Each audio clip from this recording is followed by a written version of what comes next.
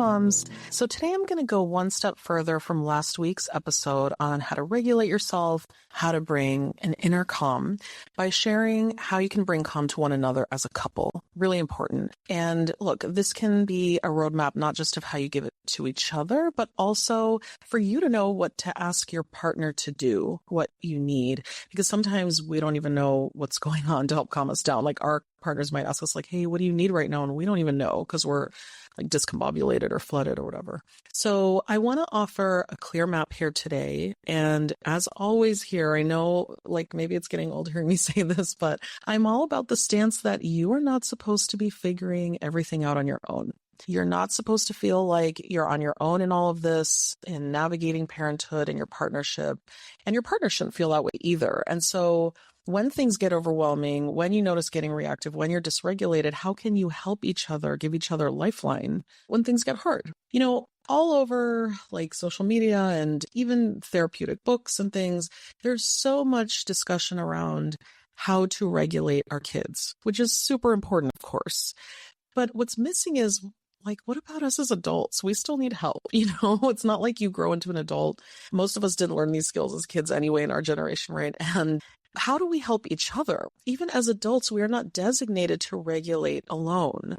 Our nervous system is meant to be interdependent with other nervous systems like relational. And the kind of emotional balance that we can maintain in our couple relationship, it's a two-way street. It's a two-person, like biological process. It's not an individual skill only. I'm not saying that, you know, there isn't a responsibility as individuals to notice our triggers, to try to be accountable for our behavior generally. But why wouldn't we help each other when we can? Why would we watch someone drowning and just say like, all right, figure that out? We wouldn't. So we need to find ways where we can help each other and get that help. Also, I'm sure you've experienced this. Like if you're distressed, there's like a contagion on a spouse, and same like vice versa. If our spouse is like super distressed or anxious or dysregulated, it's going to affect us. Okay. Now, again, it's normal to get dysregulated sometimes, but when it's happening, why not help each other, right? It impacts us. We impact each other. It's like a right brain to right brain kind of contagion going on there. Why not be there? Why not throw a lifeline? So how can you be there when one of you is dysregulated and flooded, overwhelmed, to get back in the green zone in a regulated, calmer state?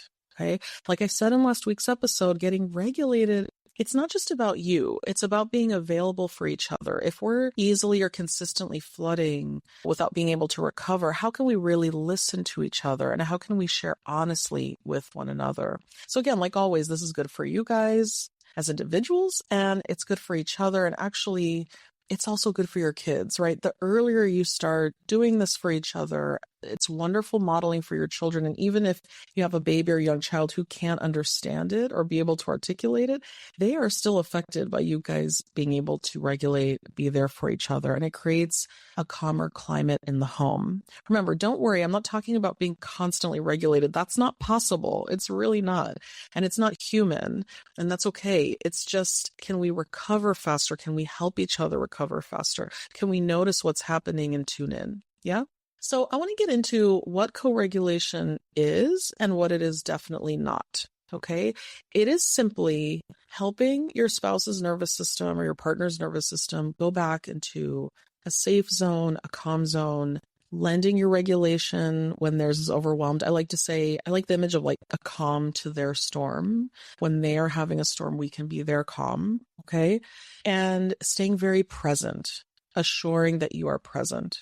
It's not fixing or like trying to nip something in the bud. It's not problem solving.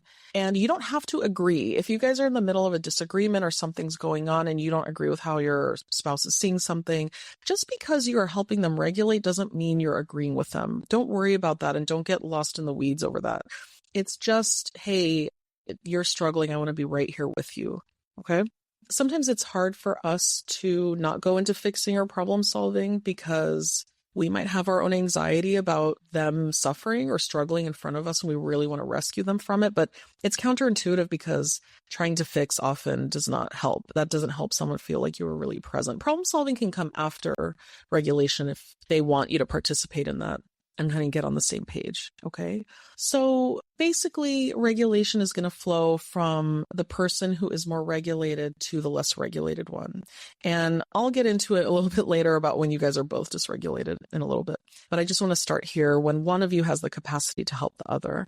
And essentially, for the person who is dysregulated, flooded, overwhelmed, like they want to know, even if they can't articulate it, everybody wants to know, is it okay for me to be messy in your presence? Can I feel safe and comfortable even though I feel like I'm losing control or I'm out of sorts? And will I still be loved and accepted, not judged, not rejected? And that's kind of the underlying fear, even if we're not aware of it. Okay. That's the need in that moment and need of reassurance. So I want to give a very clear roadmap for how to do this for your partner and what to ask for your partner to do with you. Okay. Again, this is a great episode for you guys to listen to together or replay later together. So first of all, before it even happens, it's good to be aware of, hey, what are signs that my partner is like really getting out of sorts, really getting dysregulated? Do they start pacing and wringing their hands? Do I notice them sweating, getting balmy? Do they start like getting super, super fidgety? Does their face get red and hot? There could be so many things, okay? Everyone has their own way of kind of expressing dysregulation. So starting to notice what that is, even asking your spouse, hey, what do you notice when you're getting really overwhelmed? What can I pay attention to? What can be some signs so I know? Because being able to pick up on those signs or ask your spouse to share them with you, it'll get you in a better position to catch it a little bit sooner, and it'll help you with the awareness of just tuning in. Okay. And it's okay too. You don't always have to catch it super early. Whenever you do realize what's going on, you can still, be present and help co-regulate. Okay. If you want to start a podcast or grow your existing one, Juliana Barbati and her team have you covered. They handle the entire process from building episode funnels to production and marketing, so you can focus on reaching your audience. Visit julianabarbati.com and let them know I sent you. So first of all, I want to start with your voice. When you notice that your partner is like losing it in some way, and that's not like a nice mental health term, but I'm just trying to be playful. But when we either are like, when we see our spouse in either a major shutdown, like starting to lash out or get snippy or whatever it is, your voice can be very powerful. So imagine if you're hearing someone speak really fast like this and have a tone of voice like this and it's kind of sharp, right? What do you notice in your body when you hear my voice like that? Just experience that. Yeah, what's going on with you? You seem kind of edgy, right? Like, what's up? That's not nice to listen to, right? That's not going to calm you. Okay. So let me give an example of the alternative. When we slow our pace down, we lower our tone of voice. We lower the volume of our voice. It's softer. It's warmer. Hey, I'm noticing you seem really upset right now. Okay. Do you notice how much different you feel even listening to my voice in this way than how my voice was before? Okay, this is going to directly calm the nervous system. Okay, your eyes and your face. Are your eyes soft? Are you doing something repetitive like nodding? Are your facial expressions like hard and harsh, or are they soft? Are they responsive? What are you actually saying? I'm here with you. Okay, the facial expressions will say it non-verbally. I'm right here. What's your body doing? Okay, imagine a body kind of turned sideways or turned away. If you're turned towards, really like your body and your posture is really turned, leaning into your partner, that shows a lot of engagement and commitment to be engaged, to be grounded. If your spouse wants, you can ask like, hey, is it okay if I hold your hand or rub your, leg here or something, and see if that's okay. And then the language, I'm right here. We can slow this down.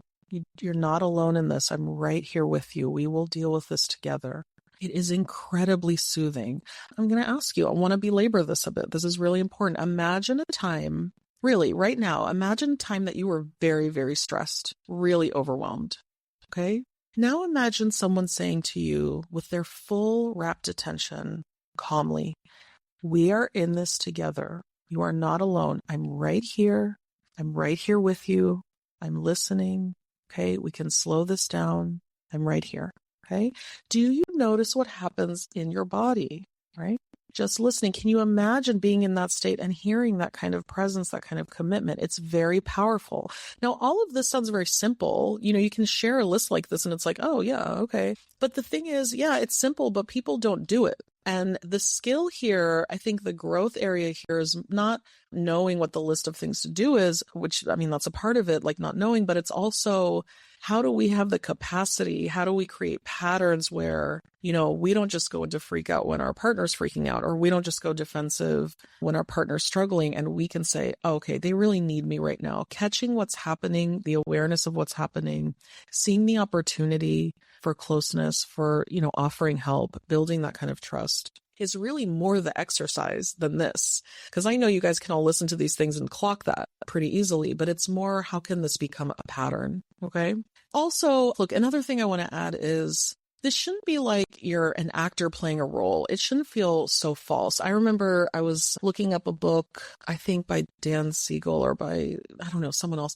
And it was about helping regulate kids. And someone left a review of the book saying, this just sounds fake and false. And if I said this stuff to my kid, it would just sound so plasticky and like I'm just playing a role, and it doesn't sound earnest or genuine.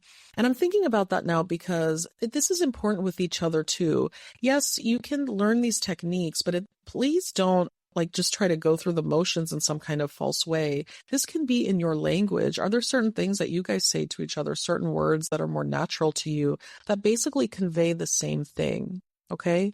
But it should feel earnest on some level. I know that when we do something for the first few times, it can feel wonky, but if you are connecting with genuine compassion, it will be organic and it will be genuine, and that will come through. So I'm certainly not saying hey, say these words, do these things as if you're some puppet, but rather that it becomes an organic, earnest wish to be present with your partner, to help them, to give them a lifeline. Okay. And to let them borrow your regulation.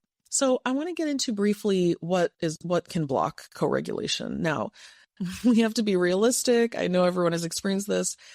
Sometimes one person's anxiety is too high and so is the others.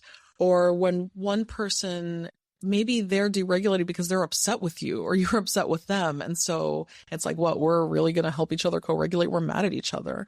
And it's easy to go into a place of defensiveness or withdrawal, rationalizing away, trying to just fix something and make it go away. So you guys are not going to be able to regulate each other while you're trying to protect yourselves, or you're reacting in your own anxiety, even if it doesn't look as strong as your spouse. It's still deregulation. It just might be a little less. Okay. And, these kind of anxiety spikes are normal. Defensiveness, this happens when it's really hard to sit with whatever feelings we're having, maybe towards our spouse too. So the thing is, this kind of co-regulation, when it's hard, I think there are some moments where it can be easy for you guys, right? Where one of you really is feeling calmer than the other, has not gotten as upset as the other. But it does, when it's hard, when there's more conflict going on, or when it has to do with you guys as a couple or something you're dealing with, sometimes that's going to have to mean, well, we need to take a break. We don't actually want to talk to each other when we are in this state. It's not going to go well, and it's not going to be helpful to us, and we care about each other. And so it's okay for us to be upset and, but we commit to coming back to this conversation. And someone might want to take a walk, or I don't know, have some time to sit and breathe and and sometimes that might mean you need some moments to calm. And sometimes it might mean you need half a day or a day, depending on what's going on. But remember, even just noticing that you guys are both pretty flooded and feeling off kilter, you can still extend an olive branch in those moments with each other and say, hey, we're both struggling. It's okay. We'll come back to this, and have that commitment. Now, that is tricky when there isn't as much of a foundation of trust, or that foundation of trust has really gotten rocked by whatever you guys are dealing with. It's harder to give that grace to one another, to see it as a we issue rather than you're doing this, you're on opposite sides. And I know it's not that simple for many people and in many situations. So I don't want to make this simplistic and say, well, just do this. If you just choose to do this, it's, it takes time to build that capacity, to build that familiarity, to build that foundation of trust, to say, hey, this is a we issue. We will come back to this. We're on the same side, even though it feels really hard right now.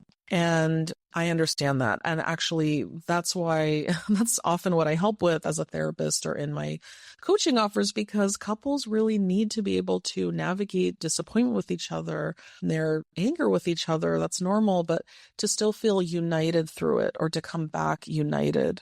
I hope that getting a roadmap here for how to be present for one another, how to notice, how to help each other go from danger zone, flooded zone to a calmer place is helpful. And I hope it helps you guys connect.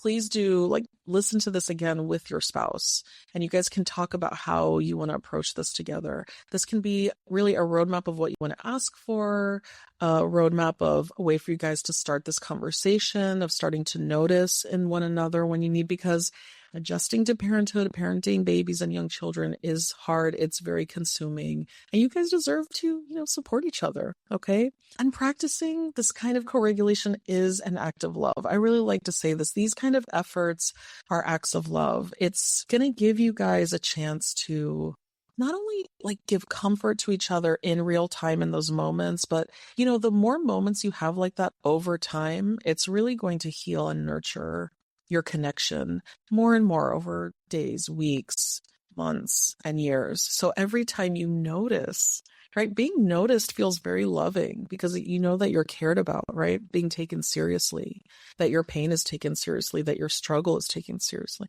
giving unwavering presence, sharing vulnerably, right? You are literally rewiring your brain and your partner's brain and your relationship. And that's beautiful. Okay. Subscribe to my podcast here. I have exciting resources to share weekly, and especially in the next episode, I have some exciting things to share. I'm here for you and your family. Goodbye.